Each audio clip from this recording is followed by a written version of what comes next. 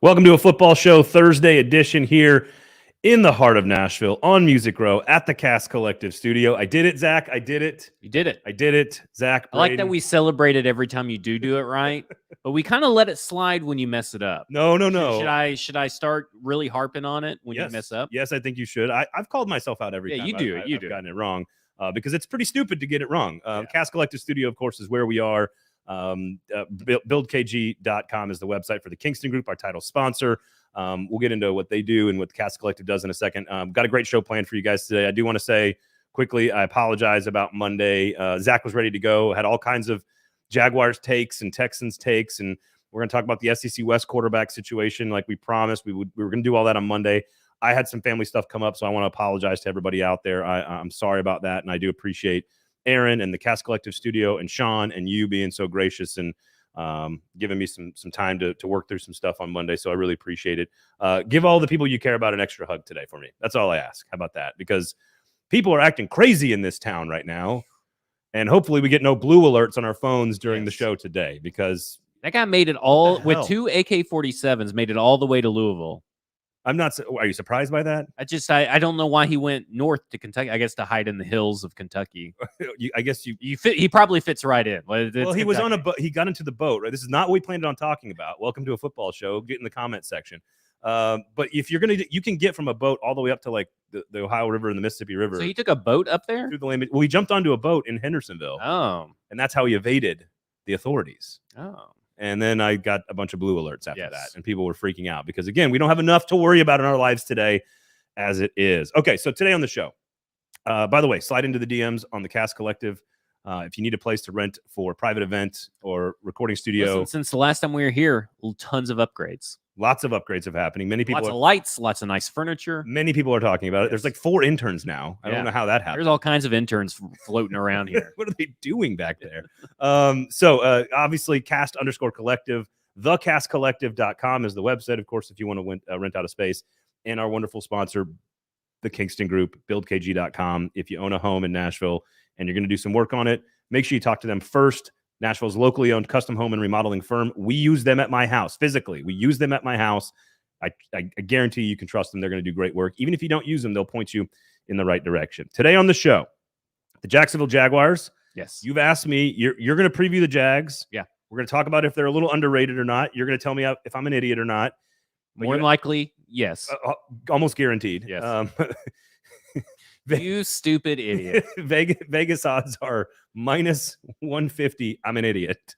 Plus 200. I'm not. Yes. I think I got that right. But you asked me specifically I told you I thought Trevor Lawrence was going to be significantly improved. Significantly improved. And you asked me to define that. Yes. So I will do that for you all today on the show. Hold them to it. Also, the Texans. We're going to talk about if the Texans can actually build themselves and pull themselves out of this funk that they've been in for a long time here. And a lot of that hinges on one guy. Is Davis Mills actually a franchise quarterback? So we'll get into that conversation. We were going to talk mostly college football on the back end of the show about the SEC and the quarterback battles, and we still will do some of that. But there was some news breaking right before big news the show that some more conference realignment, super conference stuff is going to happen. So we'll give you sort of a rundown, which is very clearly a response to the SEC taking Texas and Oklahoma. So we'll get to that coming up today on the show as well. Okay. What do people need to do if they want to get involved in the show, Zach? Go to the YouTube channel, 440 Sports, hit subscribe, hit the notifications turned on, and get in the chat. I mean, we read a couple of the comments that come in. We're not, Don't suck, though. Yeah. I mean, we're not the best at getting to the comments, but if you have a good comment, we typically try to put it up there, and we'll answer any questions that you guys may have. We'll hear your input.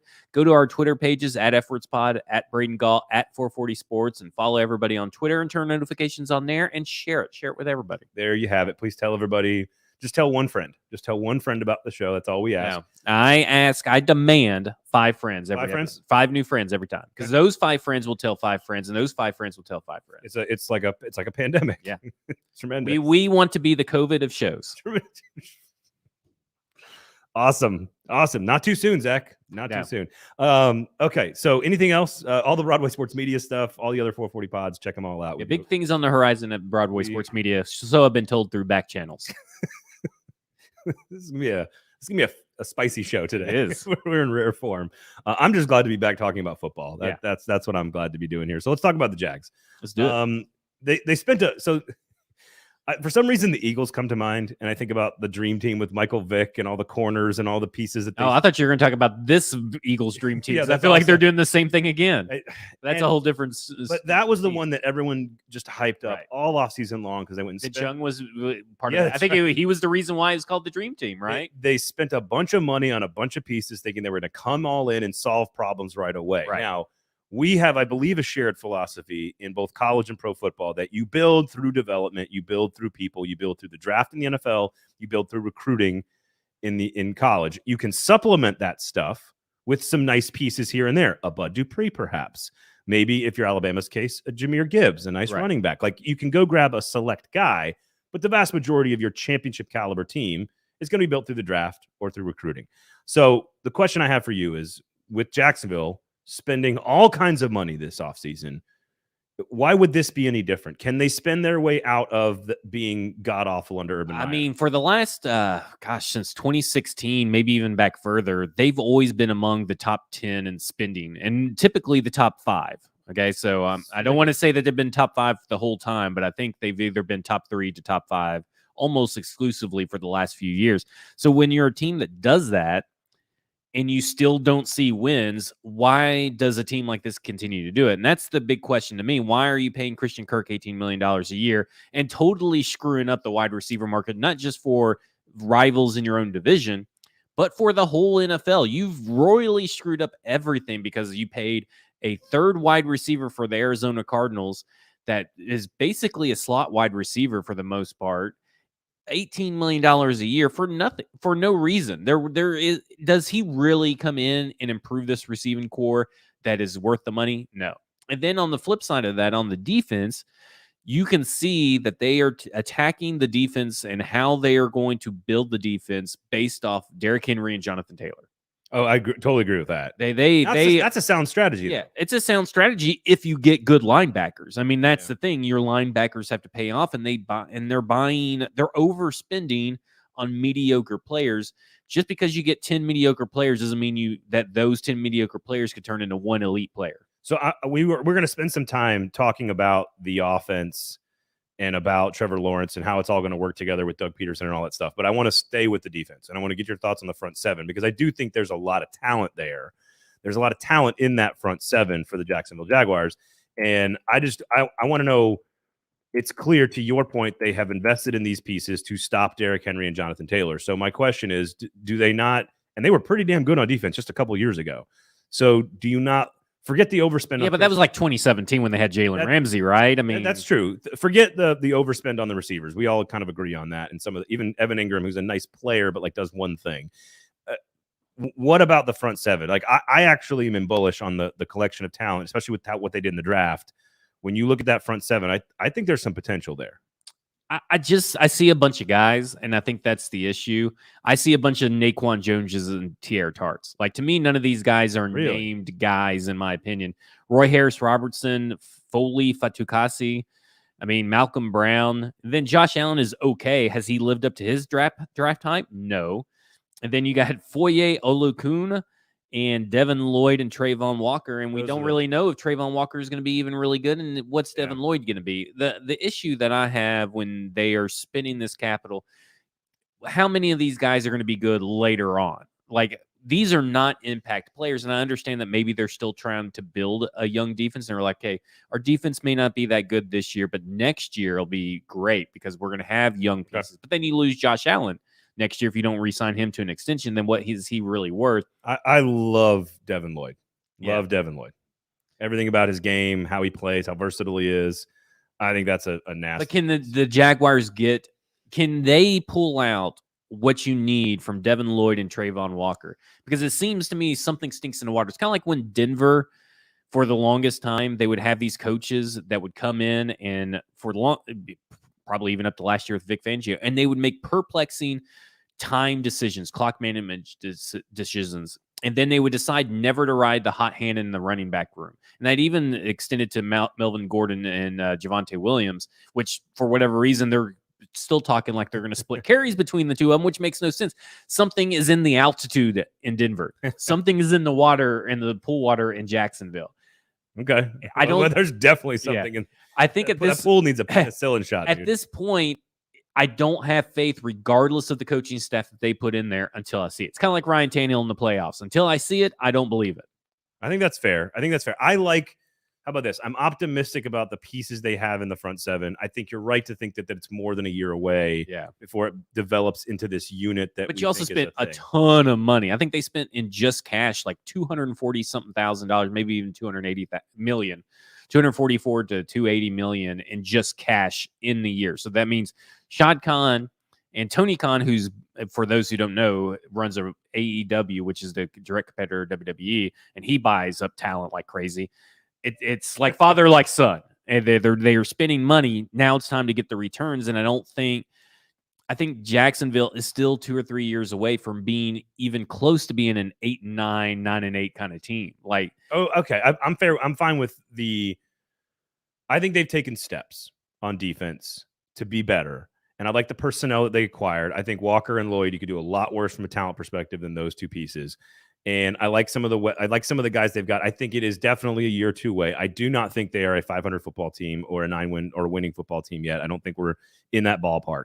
The over/under is 6.5. Do I like them to be a 7-win team? I think it's possible. Oof. Because I think that is, and this brings us to the offense, and this brings us to Trevor Lawrence, and because I do think so. This will be the only show anywhere in the internet that compares the Tennessee Volunteers of 2021 to the Jacksonville Jaguars of 2022. So, you know how when you have a coach who is so bad for everyone around you, Jeremy Pruitt, Urban Meyer, right? Just destroys culture. No one wants to be there. Everyone hates each other. There's no cohesion. There's no culture. Cliche. But it's clear that they are not professionals. Like, they're not adults. They're not capable of managing the organization the way a leader has to manage them. So I think hiring Josh Heupel, who I don't think is elite, and Doug Peterson, who I don't think is elite, but both are very similar in that they've got pretty sound offensive schemes. They're pretty solid offensive coaches. They are nothing special in terms of high-end, I think, upside Super Bowl or SEC championships. But what you can see from an organization, when you just remove the cancer, you can see growth. You can see the talent flourish a little bit. And I think what Tennessee did last year was you got a professional adult grown-up football coach in charge, and that's Josh Heupel, Coach Dad. Is that what we call him? Yeah, Coach Dad. Coach Dad. I call him Coach Josh. Coach Josh. We may not. I don't think although Doug Peterson did win a Super Bowl, I don't think he's going to win a Super Bowl with the Jaguars. But he is a grown-up adult, and he's bought them ice cream because he loves ice cream. That man loves ice cream. So he's Coach Dad too. He's Coach Dad but too. he is the point is he may not be great, but he is a professional adult. He is an adult football coach who knows how to do the job. He may not be great at it, but to me, that's what you buy with Jacksonville. Now, here's what else you get with Jack. So Doug Peterson, not there. Travis Etienne, not a factor last year at all. James Robinson was, but got hurt.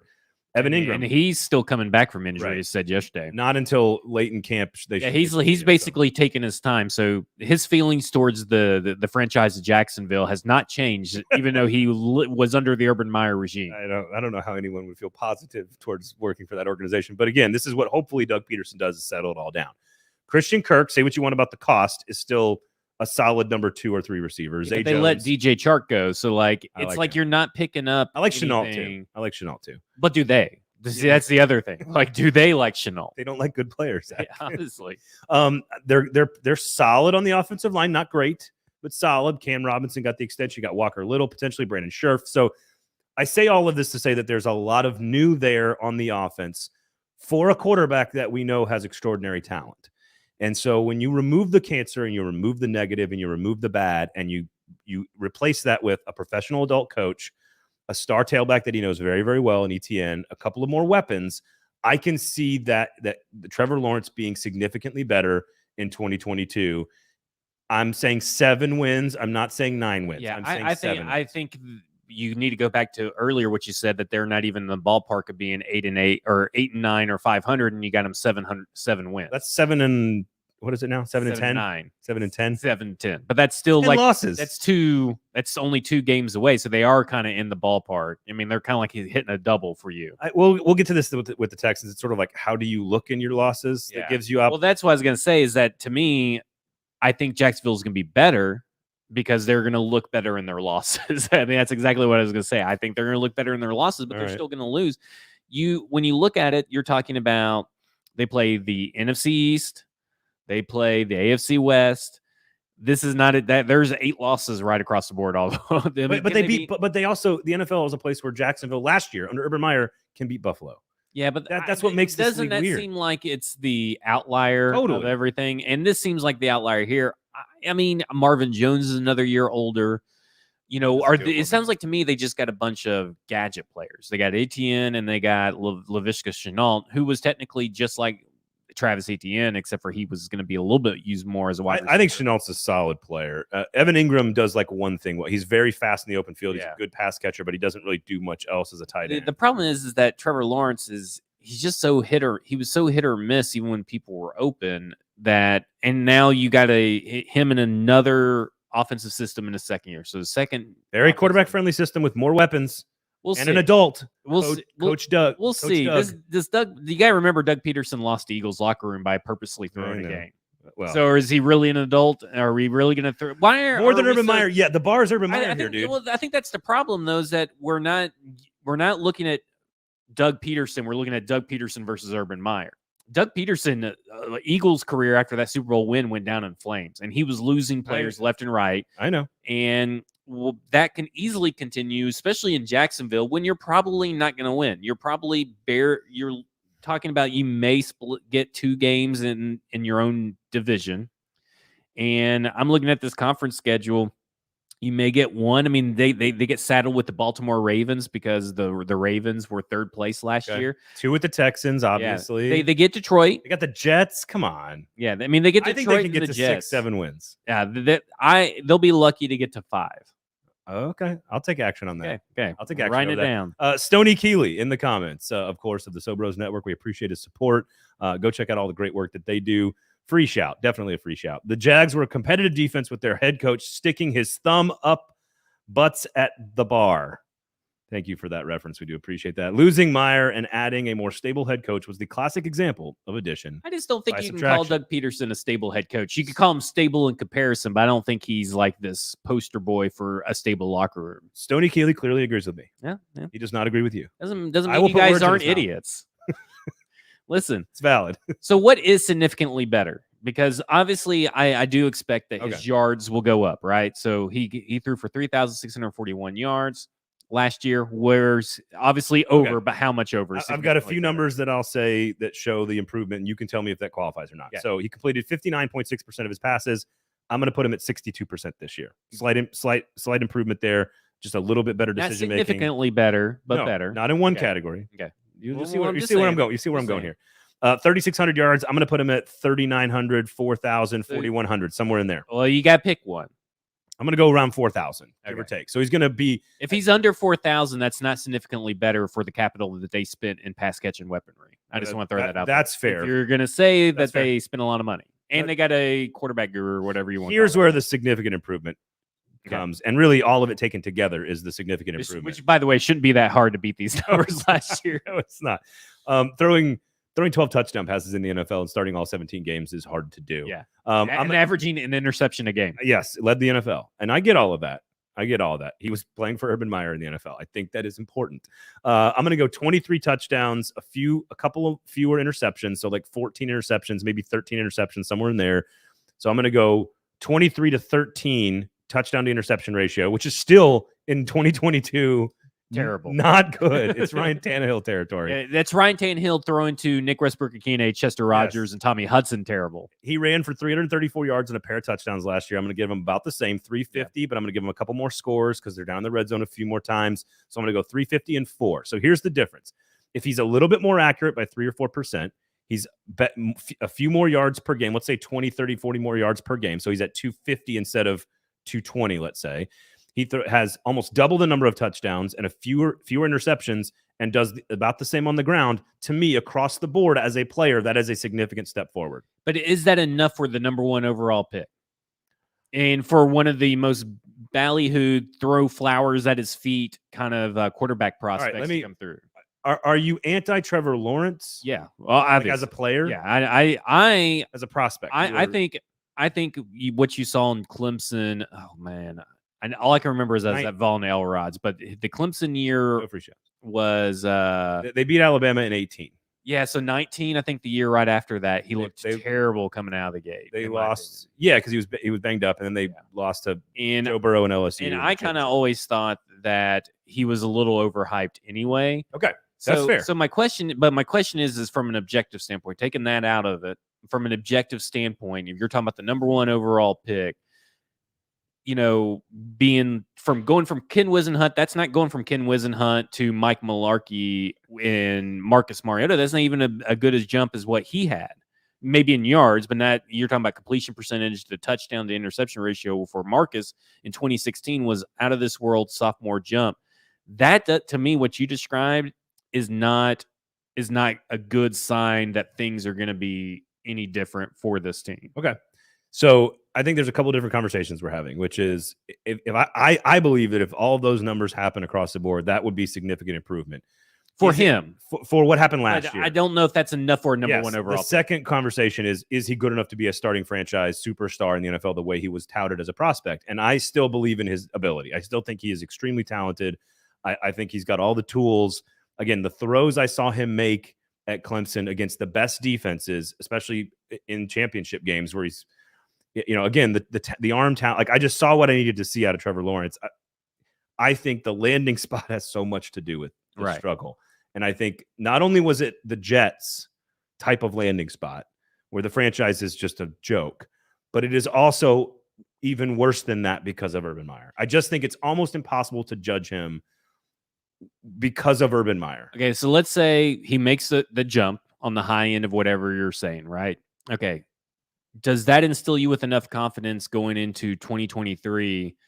And technically he wasn't picked by this regime, by this coaching staff and everything, and they still win 5 games. And where do you think the confidence level is at for the fan base and for this office heading into 2023 with those numbers and 5 wins? I think that's a great. So I'll go down from 7 to 6 and just say 6 wins, which means they've doubled their win total with the new coach and the new players, and he's increased his statistics the way we're kind of guesstimating here. Yeah. To me, it's your point. How do they look in their games? And if they look like they are more competitive, like it is a step forward, like there's progress in his development, and we see double the wins, which is what I think Marcus did that. I want to say they doubled his win total in one of those 2 years where they went from like 2 to like 4 to like 9. 15 to 16. And it was a big jump. And it's like, could you see the second step coming the next year? If he does that and they double their win total, he puts up these numbers, I think Jaguar fans are going, all right, we're pretty excited about where this team could be in 20. Then you're looking at the defensive players getting a year older and meshing for 2023. I think there's stuff there to like if Doug Peterson and frankly ownership doesn't screw it up. That's my issue with it's like with the Cowboys. Like you can get all the best people you want in place, but as long as ownership is still meddling and getting in the way of things, that can screw things up. So they're interesting in a different way than they were last year. Because last year you're like, what's the next Urban Meyer story coming up? This one is, okay, Urban Meyer's gone. How much of that was Urban Meyer? How much is that the players? How much was that the ownership? So ownership has been a pretty consistent theme for this team's lack of success. So at some point, Shad Khan's going to have to, get the fingers pointed at him. I still think it's a double-digit loss team. I think we both agree on that. And I'm not talking about Urban Meyer's digits. You talked about fingers pointing. Well, that was just one stuff. Yeah, just one single digit. But I think they're going to be better, and I think they're going to be annoying. How about that?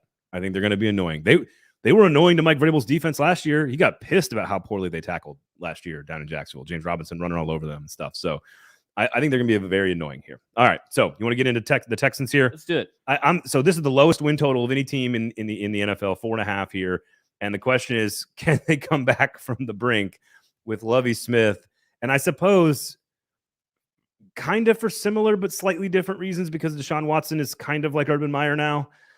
It's similar, but they also had way more front office turmoil, I feel like. Well, that's not going away with the suits where they're being sued now as well. So I don't, to me, this is about Lovie Smith's job is to put blinders on the football team and just try to ignore everything. And I've looked at the depth chart. I've studied the team. I don't think they're very good. No one thinks they're very good. I'm sure you don't think they're very good, but it does all end up on Davis Mills. I think they're better than the Jaguars. I think they will end up being Better record? They'll have a better record and end up being third in the division. Tell me why. I believe in Lovie Smith to at least get a year of good production out of the players there. Now, just because he gets them playing with a fire, with an attitude, with a backs against the wall mentality, doesn't mean the players can execute for 17 weeks, right? So obviously the players are playing within themselves and their limits because they can't go above their limits. But I think that what you saw when Romeo Crennel moved out and Lovie Smith, took over the defense, you saw, especially in the Titans game, you saw swagger from that defense. And you saw them feel themselves. And that carried over to other games I watched Texans play after they, utterly manhandled the Titans. Right. So I think that with Lovie Smith, Pep Hamilton, I think that Davis Mills can do enough to help this team at least be better than Jacksonville Jaguars. And I kind of believe you talk about a stable head coach. Lovie Smith to me is the definition of a stable head coach. He's a professional adult. He's a professional adult. He is he's a guy that I feel like can inspire the team when everything else is down. You talk about putting on blinders. Lovie Smith is that guy that can make sure that this team is playing with blinders on, keep them focused. He basically had to do that all last year for his defensive players, so now he's just doing it for the whole team. He has the backing, the undevoted backing by the Texans front office. When he was hired, you heard everything about how Lovie Smith has been intertwined with his family for years. Yeah. So to me, it's like they don't have anything to lose, and I feel like Lovie Smith has everything to prove, nothing to lose, and that's a dangerous combination for a guy like Lovie Smith who has had success in Chicago. And dangerous for professional millionaires. Yes. Like that are athletes and competitive and all that stuff. Here's what I'd say about Lovie, because this is, again, the only show anywhere on the internet that's going to compare the Tennessee Volunteers to the Jacksonville Jaguars and the and the Houston Texans to the Nashville Predators. John Hines, coach of the Nashville Predators, may not be good enough to win a Stanley Cup, but I think he was the right coach for the time. He was the right coach for the moment in time following Peter Laviolette to develop young players, kind of reinstill a physicality and a toughness. He's the right coach for right now. So I feel that way with Lovie Smith. He is not a guy I think you can win big with. I don't think he's a Super Bowl champion. I don't think he's a division. Came close. He did. He's with had like a lot Kyle of Orton and Rex Grossman. Old neck beard. This is his best. This is his best quarterback. Maybe it is. And he's also had a lot of bad football teams since then. That was before I got out of college, basically.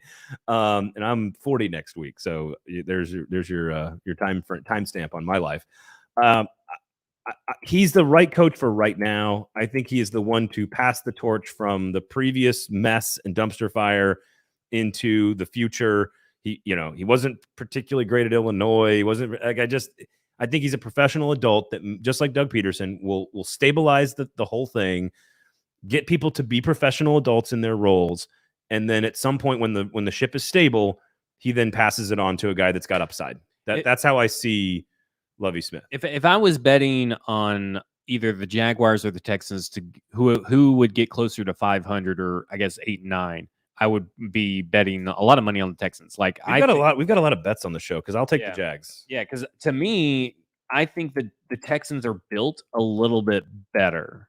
Oh, you got to explain yourself on that one. Well, I think obviously Davis Mills was a lot better than Trevor Lawrence last year. Was he not? He was. He's a far more efficient passer of the football than anyone realized. And at the end of the year, he was very good against the Titans, obviously, but he was very good against the Chargers. He had a couple of really good games, but was largely very efficient percentage-wise. It's a lot easier when you're losing by a lot of points every like the Jaguars were. So I'm looking at their wide receivers: John Mechie, Brandon Cooks, Nico Collins. I think that's better than the Jaguars receivers. Now the Jaguars are proven a little bit more, but you were talking about a bunch of speed, and Davis Mills loves to go deep. He's a very good thrower of the ball down the field. I like Cooks. He's a good player. I don't know about the other guys.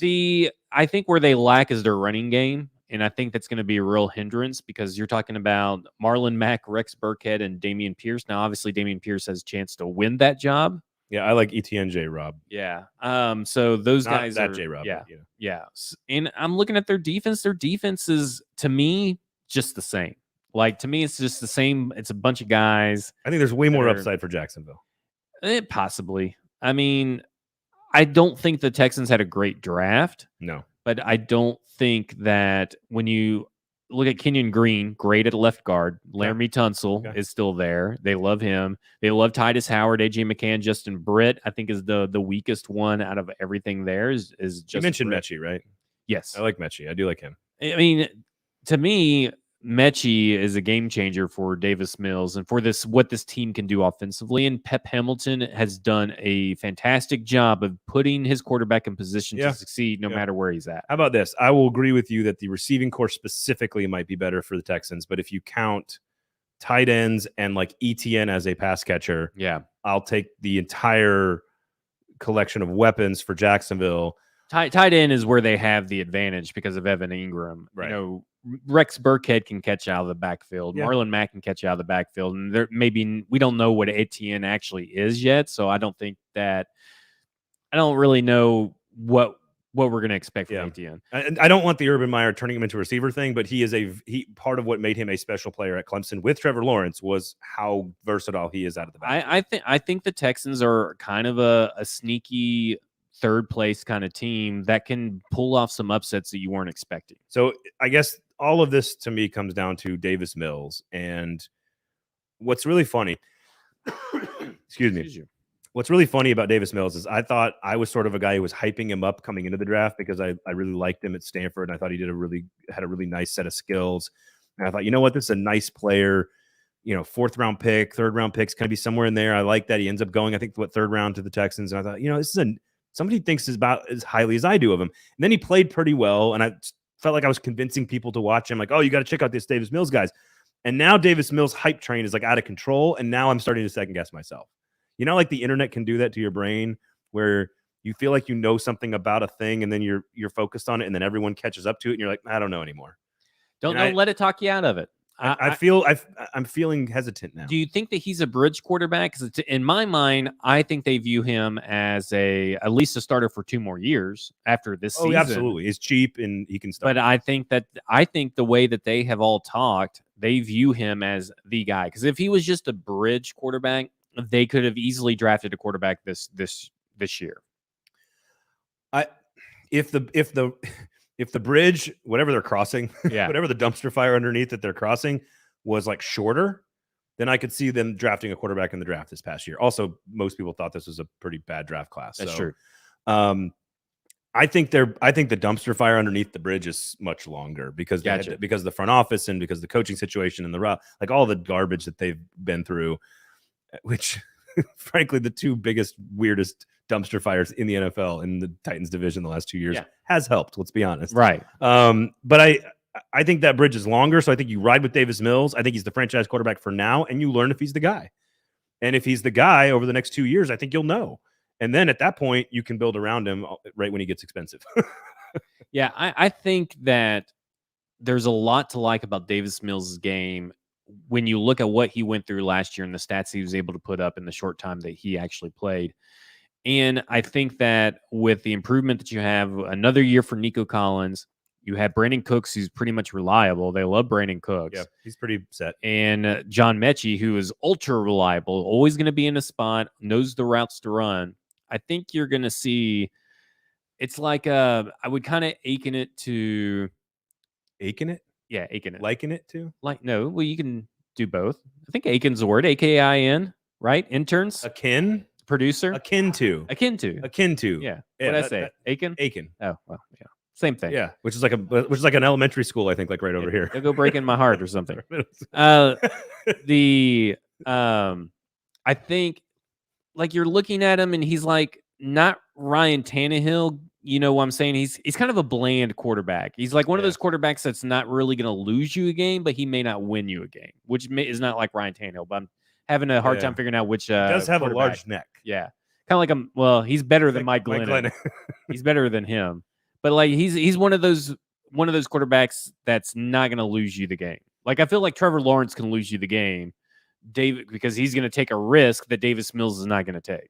Stoney Keeley in the comments says, I'm all in on a 2022 Texans dark horse playoff run. Shut up, Stoney. Zach's wrong. I never said that they were going to make the playoffs. No, that's true. Dave, he also added Davis Mills would have been the first quarterback drafted this year. I'm not sure what that even means, but I believe it. I don't necessarily disagree with that. To say that he would have been the best quarterback in this year's draft class, I don't think that's that crazy at all. But I like people really loved Kenny Pickett, though. I know. I like Davis Mills coming out of college. I just feel weird now that everyone else likes him. Yeah. Again, I'm not saying that's logical. Here's the thing is that the proof's in the film, right? I mean, you'll go back and look at the film. He was a better quarterback than probably everybody. Yeah, I guess you can make the argument that maybe Mac Jones is better, but there's a whole game where Mac Jones didn't even have to throw the ball. No, I think down the field accuracy, Davis Mills was phenomenal. Yeah. I think he throws a nice ball down the field, and I think that, again... And they got Nico Collins and Brennan Cooks who can take advantage of that. Now you got Mechie, and I get it. So offensive line running game needs to find some balance, but I think Mills is the guy for the next... their running game is a lot to be desired. Gross. Not safe for work. All right, so we're going to get into SEC West quarterback battles because they are truly fascinating. We talked a lot about the SEC East last week, so go check out that episode. We're going to talk about the SEC West today. You got huge quarterback battles at LSU, A&M, Ole Miss, Auburn, and then 3 stars at the other places. But before we do that, some breaking news. This was John Wilner, who's a Pac-12 syndicated reporter across like Seattle Times and all these newspapers out there on the West Coast. John Wilner reported that as of potentially 2024, that USC and UCLA could be moving to the Big Ten, which is clearly a response to the SEC taking Texas and Oklahoma, which I would argue there is no response to the SEC taking Texas and Oklahoma. I mean, there's no move that's equivalent. But this is if this were to happen, this would be as bold a move as the Big Ten could possibly make outside of Notre Dame. Yeah, I would agree. I think with the way the Big Ten has come around with getting a little bit less top heavy, right? I mean, aren't they a little bit less top heavy than what they have been in the previous years? But still, there now you're adding Ohio State. Yeah, now you're adding USC. Yes. Now you're adding UCLA. Yes. That's pretty big. Yes. No, this is a monstrous move that stretches you coast to coast. So you got to get used to those. That's what those Maryland, UCLA games. I don't know what is up with you and Mike in Maryland, but Mike said the same thing in the group chat. I said, the good news is I won't have to get used to it because I've never watched a Maryland game in my life. Well, it's because Maryland's supposed to be in the ACC. That's why, like, now we have a Pac-12 team and an ACC team playing Big Ten games. Yeah. I don't know. How about Indiana, UCLA football? Not basketball, football. How about USC? Basketball is going to be fun, though. Yes, it will. Think about that. Well, I know we're a football show, but think about what this is going to do for basketball. What about UCLA? Very good baseball program, by the way. Yeah. National championship recently. UCLA at Penn State in March for baseball. Yeah. I'm anxious to see UCLA and Penn State play, at whiteout games or something like that. Like, this to me, at this point, I kind of like the idea of having maybe just 2 or 3 conferences. But I get it that it hurts the little schools, but I really don't care about the little schools anymore. When you're not a diehard fan who loves watching I'm not watching Maryland, Oregon State, and Maryland, right? Yeah. So here's what you need to know about all of this. What you just said is basically right. We are headed towards 2 monstrous AFC, NFC type conferences. I would assume it will be the Big Ten and the SEC because they are financially so much stronger and more powerful than everybody else. A North-South division, and maybe with USC and UCLA, maybe we're fudging the geography there. But that's basically what we're going to have. Whether it's 40 teams, 20 North, 20 South, or 20 Big Ten, 20 SEC, the writing has been on the wall for the better part of 3 to 4 years now, if not longer. If I am North Carolina, Clemson, Virginia, Florida State, Miami, I'm lawyering up right now, trying to get out of the ACC to join either the Big Ten or the SEC. Well, don't even forget the AAC, where you got Houston and Memphis, whose programs have come up a really long and have grown to be competitive. They're programs. They're down the list, though. Yeah, but I mean, if I am them, you're talking about I am trying to lawyer up with them. Oh, for sure, and trying to get out of there. But the SEC wants the state of North Carolina and the state of Virginia. But so does the Big Ten. They both want those 2 states because you can add cost to your business partners and everything. So it is about North Carolina, Virginia, Virginia Tech, NC State. And then from a football standpoint, because you can sell a lot of tickets and a lot of partnerships will pay a lot of money for these games, Florida State, Miami, Clemson. Yeah. I don't know if Washington and Oregon factor into this as 2 major brands that could come. I mean, I'm wondering what Oregon's going to do. I mean, those would be the two. If I'm the Big Ten, I've already got the two big ones. The next two I want are Oregon and Washington. So is UCLA really bigger than Oregon? Is it just because of the basketball program too added into it, where Oregon's kind of like Oregon's been to? I want to say they went to the Elite Eight, maybe a Final Four recently. They're not a bad and like some to talking historically. I think UCLA is a bigger, more powerful brand across all athletics. Oregon is much better at football in the last 20 years. Yeah. But again, if you're just talking who can sell, who's worth the most to TV partners and who's worth the most to season ticket holders and to ad sales, it is going to be Washington, Oregon, USC, UCLA. And over here on the East Coast, it's probably Notre Dame into the Big Ten. So then all of a sudden now you're at like 21 or 22 teams. And then in the SEC, you're going to go gobble up the rest of the good teams in the ACC. Yeah. And maybe Oklahoma State because you want to package that with Oklahoma. Right. But otherwise, like you're probably not even Kansas State, Iowa State. You know, I think West Virginia fits well in the SEC because they're just freaking redneck crazy. So like West Virginia belongs in the SEC in my mind. But this is where we've been headed for years. This is where we're going. So it's exciting. I'm interested in it. The news is huge. If that is in fact true, that the Big Ten is going to take two schools from Los Angeles, that's crazy, and move them into the I don't know what division they would have. I guess who knows? It's gonna keep. There'll be a lot more news on this, so just stay tuned. Okay, SEC West quarterback battles real quickly here. Everyone's chasing Bryce Young. There's no question about this. Would you say KJ Jefferson is the second best quarterback? Yes, hands down. I think easily. I think in the conference. Yeah, including Hooker. Wow, including Hooker. I like KJ Jefferson. He's got a lot of Cam Newton to his game. He is very experienced, big, powerful dude. Second best quarterback, clearly. Not clearly. Okay, not clearly. Okay. No, I would say the next three: KJ Jefferson at Arkansas, Hendon Hooker at Tennessee, and then Will Rogers at Mississippi State. Who, by the way, Will Rogers would have set an SEC single season passing record last year, if not for Bryce Young and Joe Burrow. So Will Rogers very underrated in my opinion. Those three. Hooker, Rogers, and Jefferson are the three that I would place on the second through four. Like you can kind of pick one that you like, and I don't have a problem with that argument.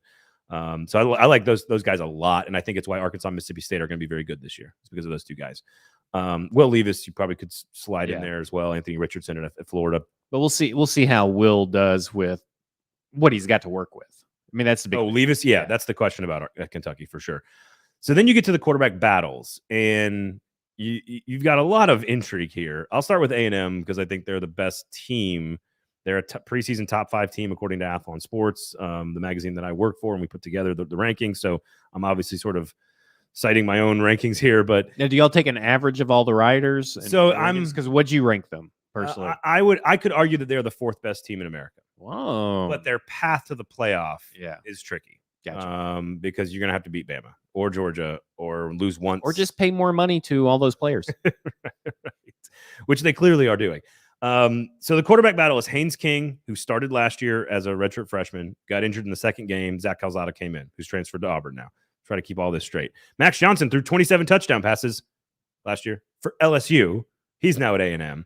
And then they've got the 5-star Connor Weigman, who's coming in, who everybody – I talked to 2 people at A&M that are – not homers, and have compared him to Johnny Manziel in spring practice.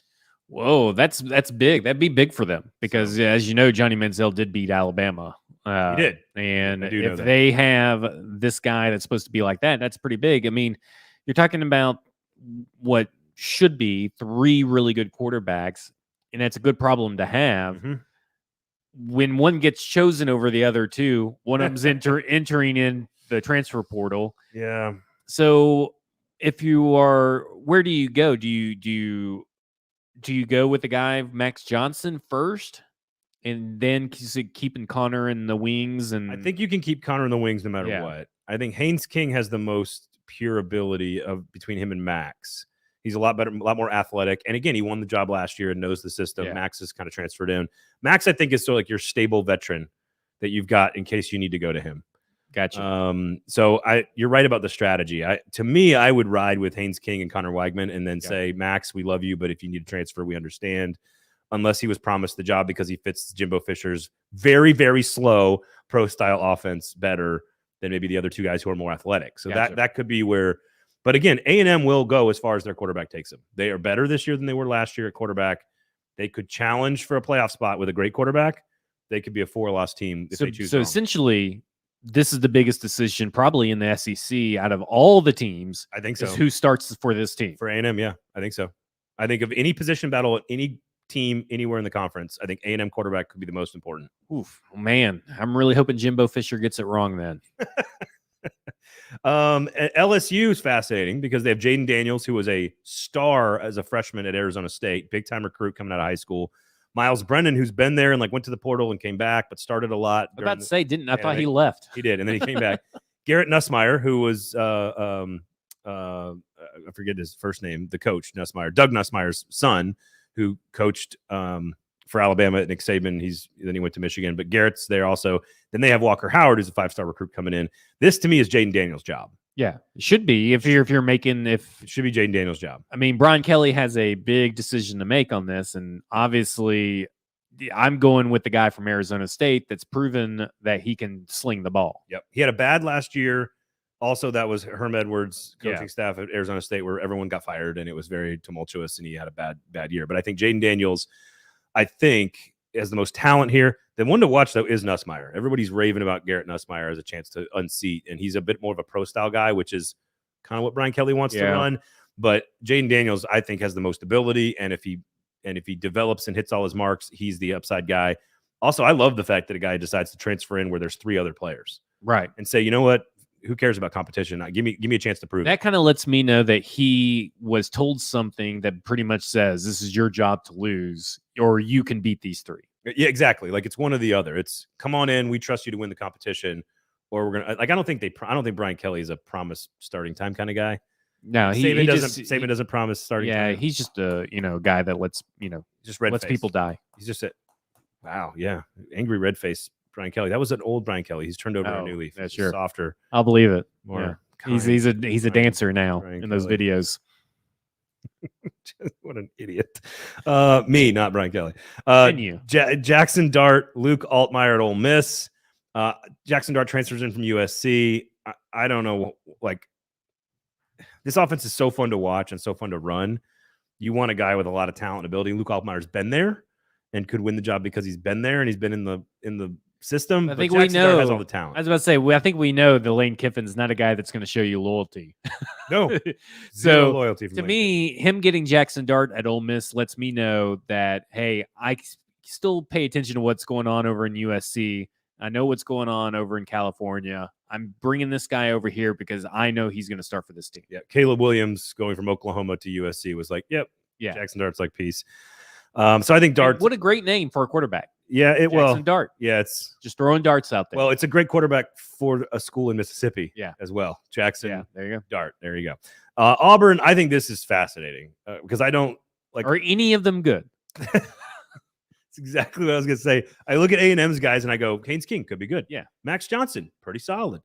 Oh, Connor Weigman, lots of talent. Like I could see any of those guys taking over and being a solid player. Right. Then you go to Auburn.